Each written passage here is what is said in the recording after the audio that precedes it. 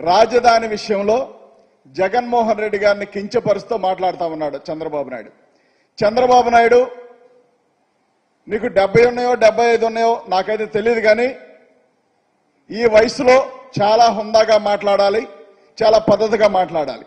ఒక రాష్ట్ర ముఖ్యమంత్రిగా ఉన్న జగన్మోహన్ రెడ్డి గారి పైన నువ్వు మాట్లాడిన తీరు చాలా బాధాకరం అనిపిస్తా ఉంది.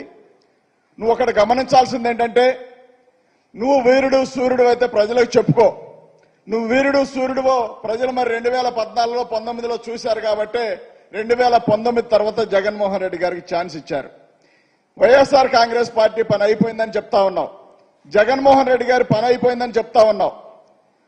జగన్మోహన్ రెడ్డి గారికి కనుక ఆ పరిస్థితి ఉంటే నిజంగా నువ్వు పవన్ కళ్యాణ్ అనే వ్యక్తి సంఖ్యెందుకు నాగుతా ఉన్నావు?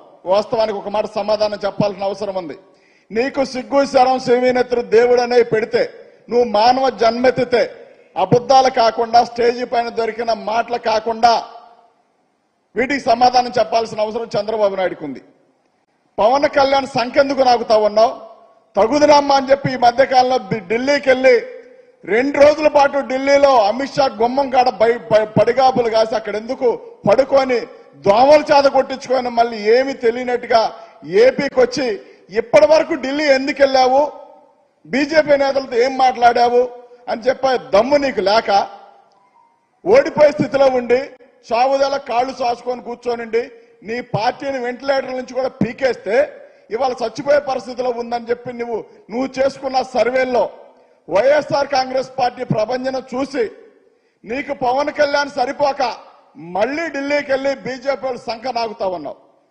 ఈ వయసు వచ్చింది, ఏనాడైనా 10 మందితో కలిసి కాకుండా సింగిల్ గా ఎలక్షన్ ఎదుర్కొన్న సందర్భాలు చంద్రబాబు నాయుడుకి ఉన్నాయంటే ఏనాడు లేకపోగా చంద్రబాబు నాయుడు ఎప్పుడు చూసినా కానీ ఎవడో ఒకటి సంఖ్యకి తిరుగుతాడు, ఎవడో ఒకటి సంఖ్య నాకి వాళ్ళ కాళ్ళు పట్టుకొని ప్రాధేయపడి ముఖ్యమంత్రిగా అవుతా ఉంటాడు చంద్రబాబు నాయుడు. అలాంటి వ్యక్తి అమరావతి గురించి మాట్లాడుతూ జగన్మోహన్ రెడ్డి గారిని సైకో అని మాట్లాడుతూ